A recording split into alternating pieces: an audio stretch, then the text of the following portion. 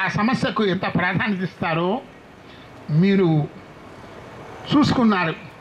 Atomic energy దాని లోపల చూశారు, ఏం చేశాడో చూశారు. అదేవిధంగా ఎఫ్డిఐ విషయంలో ఏం చేస్తున్నాడో మీరు చూస్తున్నారు. అంటే అంతర్జాతీయమైనటువంటి యొక్క ప్రయోజనాలు కాపాడాలంటే ప్రైమ్ మినిస్టర్ ఏ స్థాయికైనా పోతాడని మీకు చూస్తున్నాను.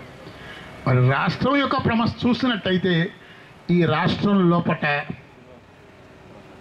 ప్రజల అవసరం కన్నా వరల్డ్ బ్యాంక్ యొక్క అవసరం తీరిస్తే మాకు అప్పు వస్తుందని ఆశ అందరికీ ఏర్పడ్డది.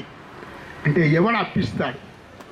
అప్పిచ్చేవాడుతుందో అని దగ్గరికి మనం అని సంతోష పెట్టాలి. కాబట్టి మనం ఫ్లోరసిస్ కోసం ఎత్తున్నదో ఇన్నేళ్ళ పోరాటం చేస్తుంటే కనీసం ఎత్తుదో ఒక 100-150 కోట్ల రూపాయలు కేటాయించడం రాష్ట్రానికి పెద్దది కాదు. ఒక కాన్ఫరెన్స్ కోసం ఎత్తుందో 150 కోట్లు ఖర్చు పెట్టారు. శాంతి భద్రతలకు ఎంత ఖర్చు పెడుతున్నారో మీరే చూస్తున్నారు. కాబట్టి ఈ గవర్నమెంట్ లోపల ఎవడు మార్కెట్కు ఉపయోగపడితే వాని సమస్య పరిష్కారం చేసే అలవాటు పడ్డది మీకు. వీడు మార్కెట్కు ఉపయోగపడతాడా లేదా, వెనకడ ఎట్లా ఉండేదంటే సమాజానికి ఉపయోగపడతాడా లేదా ఆలోచించేది. వాడు సమాజ పరివర్తనకు ఉపయోగపడతాడా అని ఆలోచించేది. కానీ ఈనాడు అది కాదు, వీడు మార్కెట్కు ఉపయోగపడుతుందా లేదా.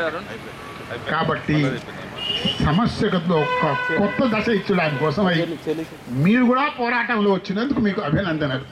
దీనిలో ఈ పోరాటంలో వచ్చి మీ జీవితాలు మీరు కృతార్థం చేసుకోండి అంతే. ఎందుకంటే నేను 60 ఏళ్ల సంఖ్యతో ఈ పోరాటం చూస్తూనే ఉన్నాను. ప్రతిసారి ప్రతి సంవత్సరం దీనిలో పాల్గొంటూనే ఉన్నాను. మీరు కూడా దీనిలో పాల్గొని అయ్యా నేను కూడా ఈ ఫ్లోరసిస్ పోరాటంలో పాల్గొన్నాననేటువంటి ఒక విశ్వాసాన్ని మీరు ఎంతో సంపాదించుకుంటున్నారు. అందుకోసం నేను సమస్య పరిష్కారం అవుతుంది.